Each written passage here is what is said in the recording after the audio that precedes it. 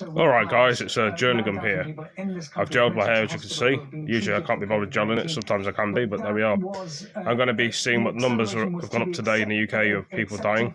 It wasn't fast, it wasn't the worst case scenario that spending Britain's standards. The pressure that would have come with that. Reducing the fight when there are no others. Reduced available. Virus pandemic mystery of justice, says 55 persons have died tested positive for corona, along with 18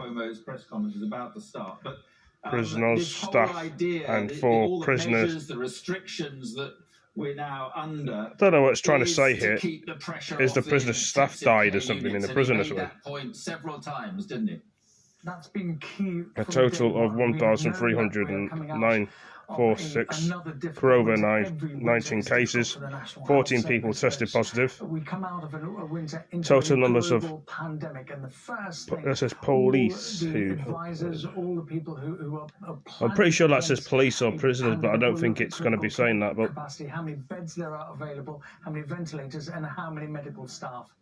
Okay, Ashes, thanks very bring much. The total numbers to deaths in the UK, deaths in the country, 1,284.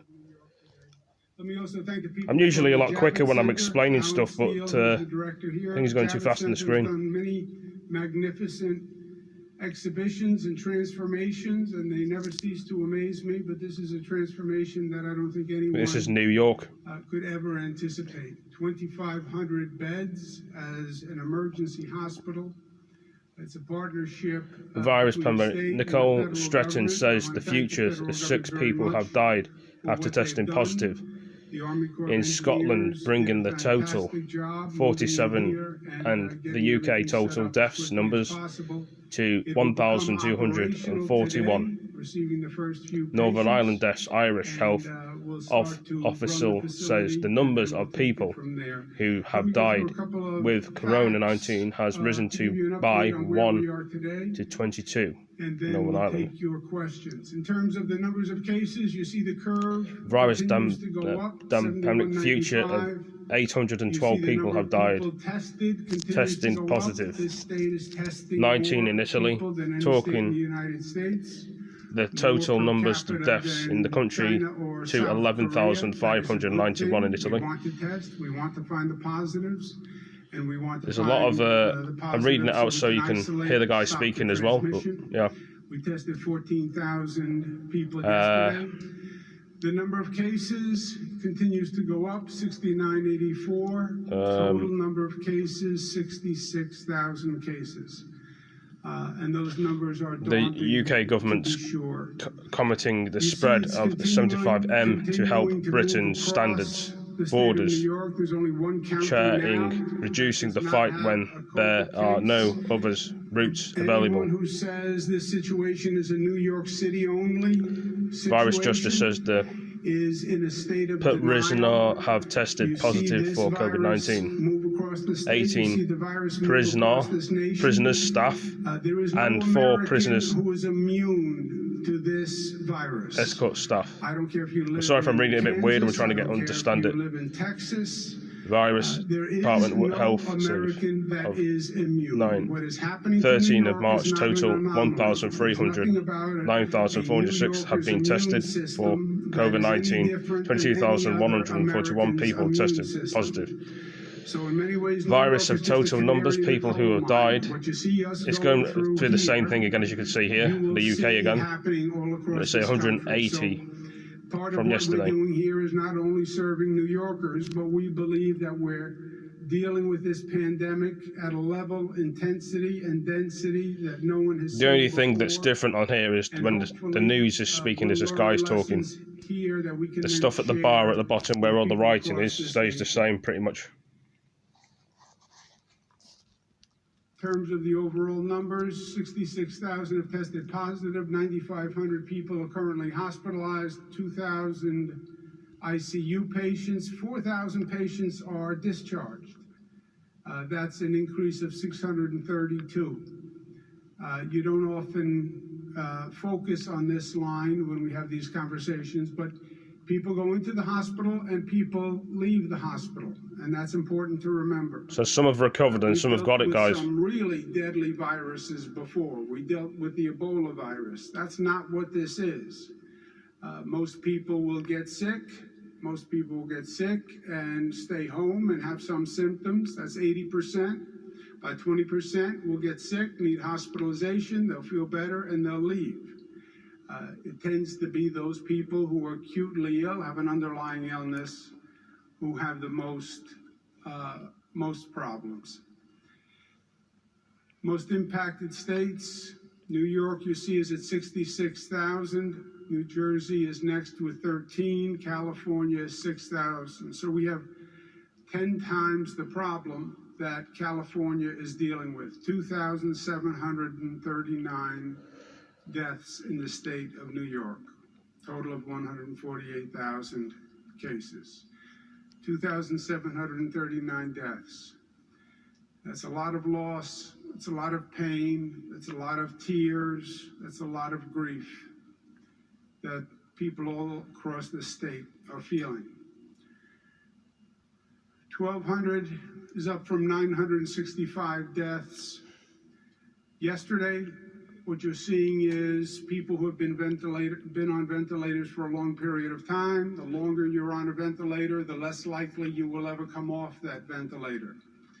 And as we have now some period of time when people first entered the hospital and were first intubated, we're seeing that death number go up as the length of time on the ventilator increases. To keep it in perspective, the Johns Hopkins numbers are still instructive. We've been studying this since China. So 732 deaths, 34,000 worldwide. Total hospitalized, we're still looking for a pattern on these cases that are coming in. We're still looking for a pattern in the data. The number Corona New York, goes up, Andrew CUOMO says no 6640, 6649 people have tested positive for coronavirus 19. Has slowed. We had a doubling of cases every 2 days, then a doubling every 3 days. Wales numbers, health says the future of 14 people have died. COVID-19 of the country bring the total to 62, with numbers of confirmed cases risen or rising by 210, 200, 1,451. Again, sometimes it's just an anomaly. There's no clear pattern, as you can see from those past several nights.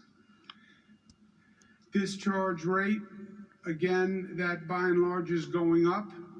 People come into the hospital, they stay for a period of time, number of days, and then they move on.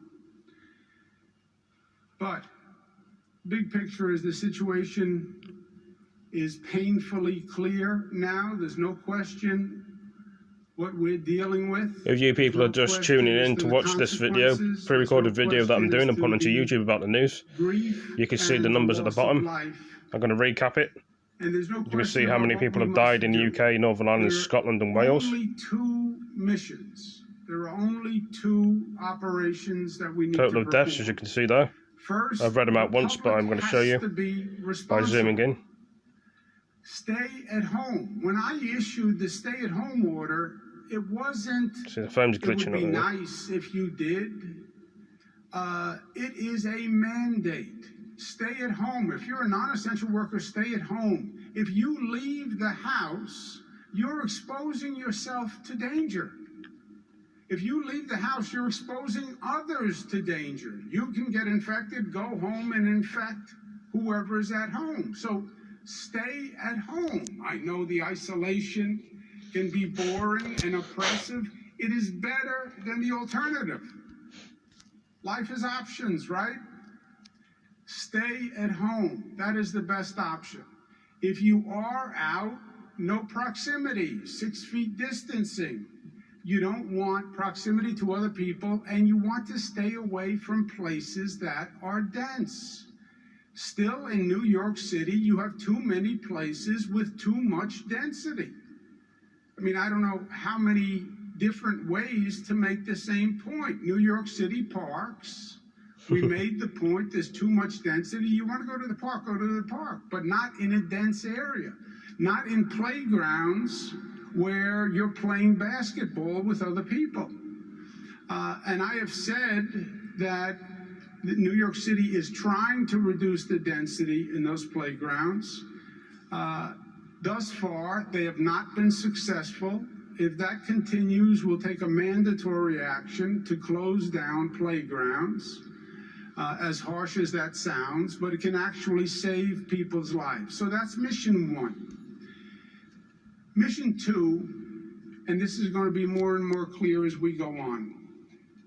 The frontline battle is in the healthcare system. The frontline battle is going to be hospitals across the city, across the state, and across this nation. That is where this battle is fought. It's that simple.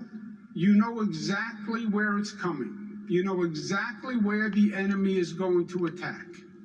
They're going to infect a large number of people.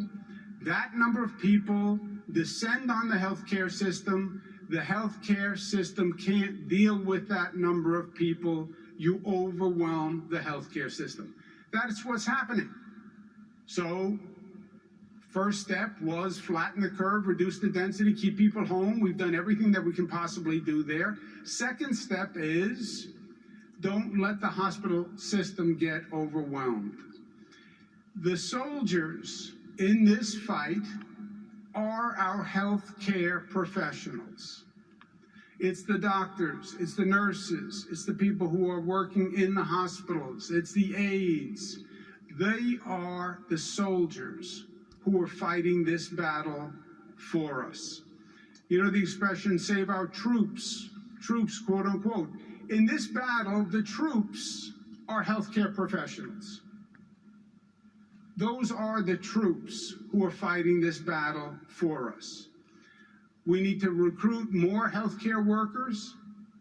We need to share healthcare professionals within this state and within this country. As governor of New York, I am asking healthcare professionals across the country, if you don't have a healthcare crisis in your community, please come help us in New York now. We need relief. We need relief for nurses who are working 12-hour shifts, one after the other after the other. We need relief for doctors. We need relief for attendants. So if you're not busy, come help us, please. And we will return the favor. We will return the favor.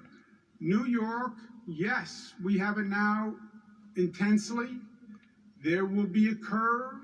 New York at one point will be on the other side of the curve, and then there will be an intense issue somewhere else in the nation. And the New York way is to be helpful. So, help New York. We're the ones who are hit now. That's today, but tomorrow it's going to be somewhere else. Whether it's Detroit, whether it's New Orleans, it will work its way across the country. And this is the time for us to help one another. We need supplies desperately, and we're working on that. We just had a very good meeting where we discussed supplies. I want to thank Michael Evans from Alibaba, who's here with us today. I want to thank Elizabeth Jennings from the Asia Society, who's here with us today, who are helping us source supplies, because we're in a situation where you have 50 states all competing for supplies. The federal government is now also competing for supplies.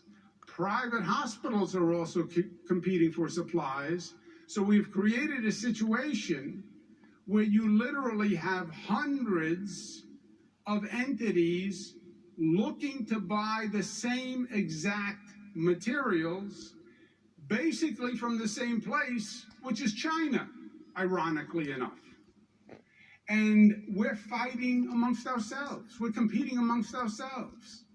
We're driving the prices up. When we started buying ventilators, they were under $20,000. The ventilators are now over $50,000 if you can find them. The ventilators didn't change that much in 2 weeks. The prices went up because literally we are driving the prices up. But we need to give our front line, our healthcare professionals, the supplies they need, and we need to do it now. Our rule here in New York has been plan forward to get ahead of the problem. The old expression is don't fight the last battle. This virus has been ahead of us from day one. We have been playing catch up from day one. You never win playing catch up. Get ahead of the problem. Don't fight today's fight. Plan for 2 weeks, 3 weeks, 4 weeks from now when you're going to have the apex, and make sure that we're in a position to win the battle when the battle is truly drawn, which is going to be at the apex. That's why we are preparing stockpiles now.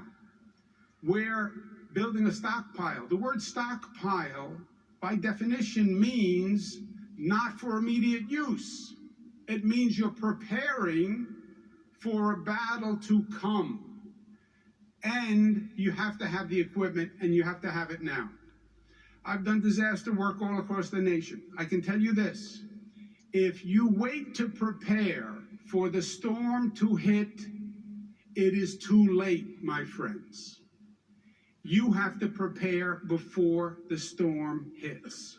And in this case, the storm is when you hit that high point, when you hit that apex. How do you know when you're going to get there? You don't. There is no crystal ball. But there is science, and there is data, and there are health professionals who have studied this virus and its progress since China. We now have months of data.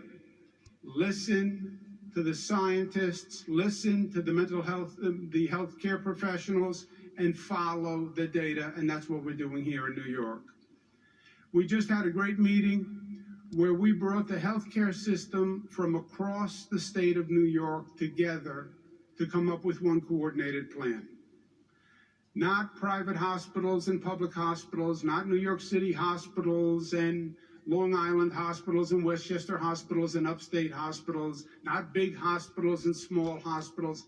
The entire healthcare system convened, coordinated, working as one for the first time in decades. No one can ever remember the way we have deployed and coordinated like this. Why? Because this is a statewide battle. And we want to make sure that we are all coordinated and we are all working together. And that's exactly what we've accomplished at this meeting. No politics, no partisanship, no division. There is no time for that, not in this state, not in this nation. This is a deadly, serious situation. And frankly, it's more important than politics. And it's more important than partisanship. And if there is division at this time, the virus will defeat us. If there was ever a moment for unity, this, my friends, is the moment. In this situation, there are no red states and there are no blue states and there are no red casualties and there are no blue casualties. It's red, white, and blue. This virus doesn't discriminate. It attacks everyone and it attacks everywhere. The president said this is a war. I agree with that. This is a war. Then let's act that way. And let's act that way now. And let's show a commonality and a mutuality and a unity that this country hasn't seen in decades. Because the Lord knows we need it today more than ever before. Questions, comments?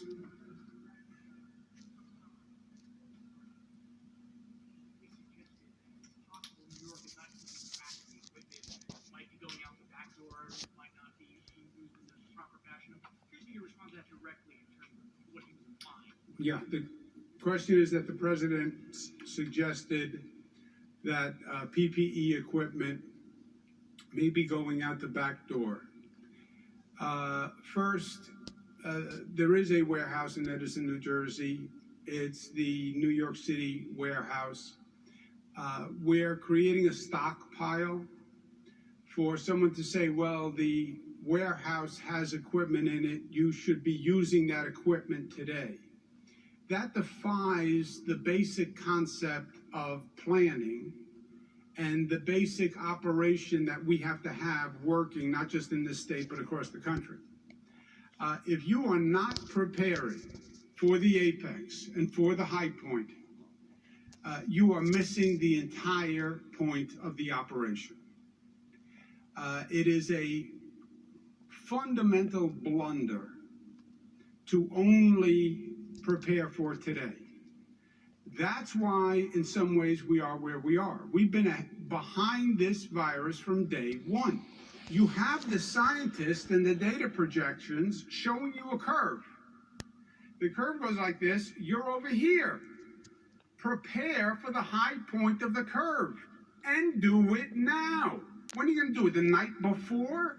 What am I going to tell the hospitals when they call up and they say, we just had an influx of 50% more people, and we need more equipment and we need more ventilators? Sorry? So the whole stockpile concept is to prepare for the future. In terms of a suggestion that the PPE equipment is not going to a correct place, I don't know what that means. I don't know what he's trying to say.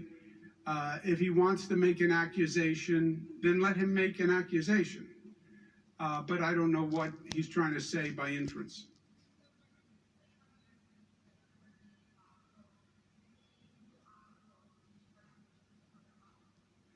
We just had a conversation about exactly that.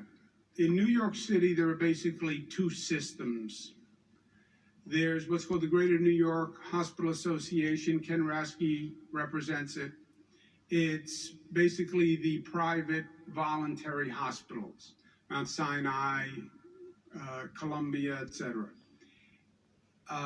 Then there's the Health and Hospitals Corporation, which are the public hospitals. You have those two systems.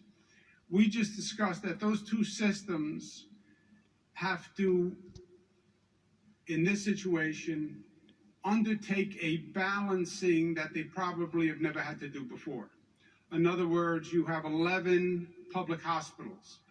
One hospital starts to get overrun. There's a high load in one hospital. Before that happens, transfer people to one of the hospitals that has more vacancies and less load. Distribute the load among those public hospitals. And do it immediately. Do it on a daily basis. One hospital is starting to overload, distribute, transfer. Same thing with the Greater New York Hospital Association. And then we said, take it a step further. Once one system is near capacity, then the two systems will work together to share the load.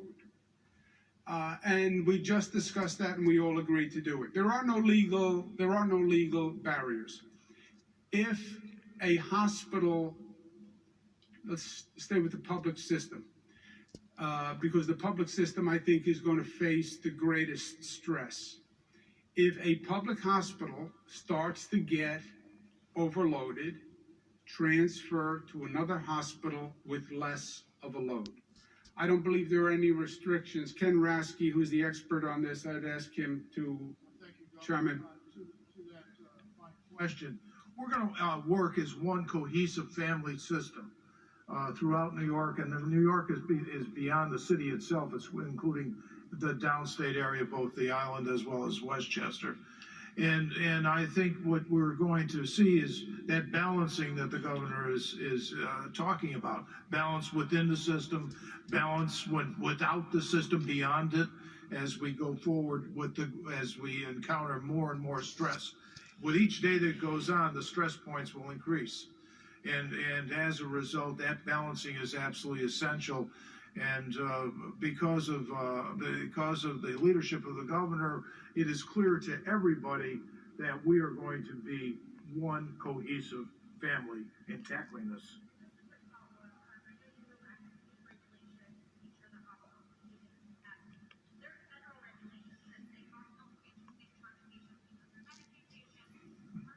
Yeah.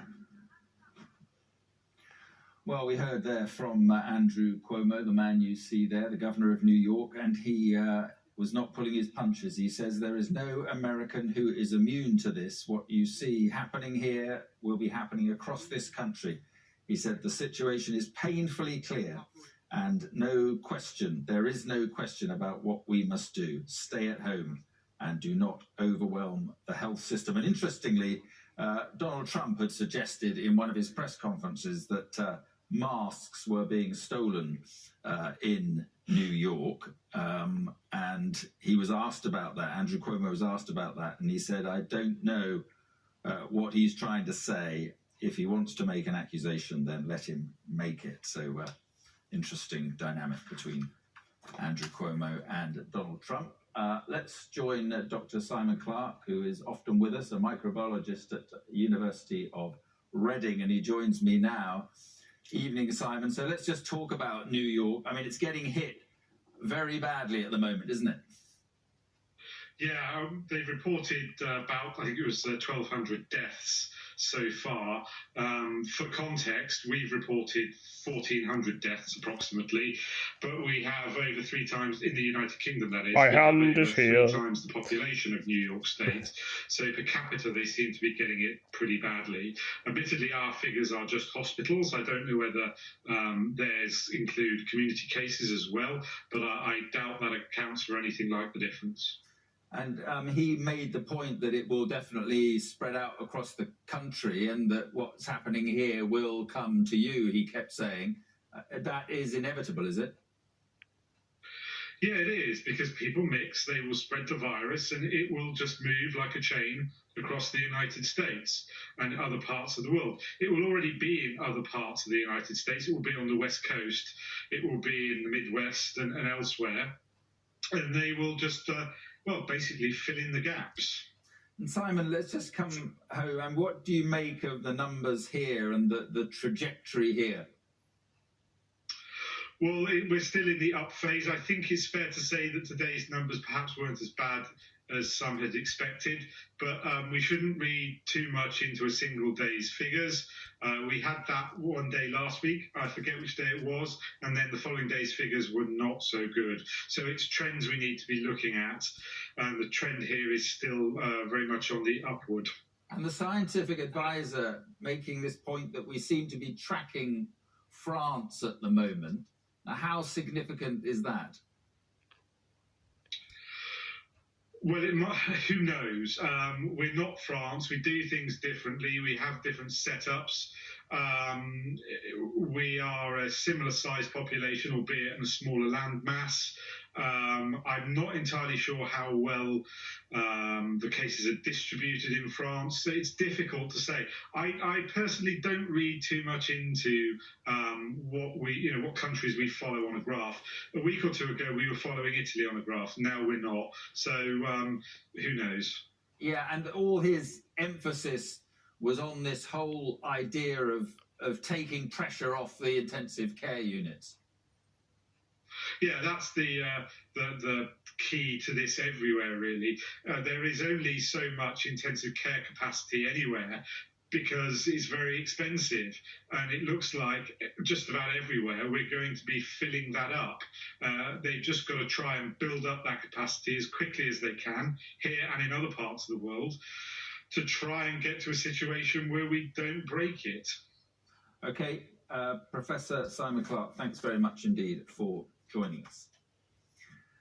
Now, airlines around the world have been particularly affected by coronavirus. Travel restrictions and closed borders have caused bookings to disappear. The skies above Europe are going to get quieter still now after EasyJet announced today it's grounding its entire 344-strong fleet of aircraft with no date set for flights to begin again. Sky's Helen Ann Smith has this report.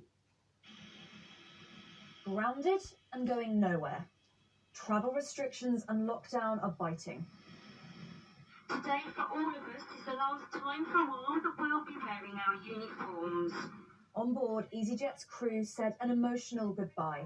Now, if I could ask you all to give yourselves, the crew, and the flight deck one last clap and cheer. Thank you. Its entire fleet of 350 aircraft will remain on the tarmac until further notice. It's been a devastating few weeks for the aviation industry, and many, including MPs, imploring the government to intervene. Put it on life support so that when we come through this at the other side, we still have a viable aviation sector with airports, airlines, and of course the aerospace industry ready to catch up where we've lost out. In just the last week, over 20 million scheduled seats have been removed by airlines globally, the single largest cut ever recorded. EasyJet's announcement reduces that by a further 860,000. It means the industry is now less than half the size reported in mid-January, with a total loss of 57 million seats. The drop has meant Gatwick Airport, where EasyJet is based, has closed one of its 2 terminals. Silent, still airports clearly have huge economic consequences. It's why governments in Italy, Norway and the US are offering help and even bailouts for airlines. But not so here. Last week, the Chancellor wrote saying that taxpayer money for airlines would be a last resort. In other words, they'll need to turn to their shareholders first. But experts are concerned about the lasting impact of such inconsistency. Those who've had the subsidies are going to be swamping you with more capacity, they're going to be pricing at lower levels, they're going to be offering more frequency, and it's just unfair competition, and it's an artificially distorted market. Behind every airline struggling are thousands of anxious staff. Anna, not her real name, is cabin crew for a UK-based airline. While she's pleased her job is being retained, her income is less than half of what it was, and she's nervous. It's quite an unsettling time, especially as we don't know the future of our jobs. They're not necessarily secure, even though at the moment we're lucky to still be employed, really. I'm really worried about money because it's obviously already been slashed by half. I haven't got much money after my London rent comes out. And then if it does become unpaid leave, I just don't know where the money's going to come from. EasyJet shares are already down 60% on what they were last year. Even when they can take off again, many airlines will struggle to bounce back. Helen Ann Smith, Sky News. This is Sky News coming up. These guys may be immune to the disease, but not the effects. We'll see how COVID is coping. We'll see how COVID coping. Apologies. Well, guys, if you want to watch more on that news, watch it on YouTube, see it on Sky News. Hope you've all enjoyed this broadcast. Give it a like, give it a comment, share it with your friends. And I shall catch you all in the next video. Thank you for joining me, guys. See you in the next one. Peace. Hit that notification bell. Always helps me doing a video. See you in the next one. Peace.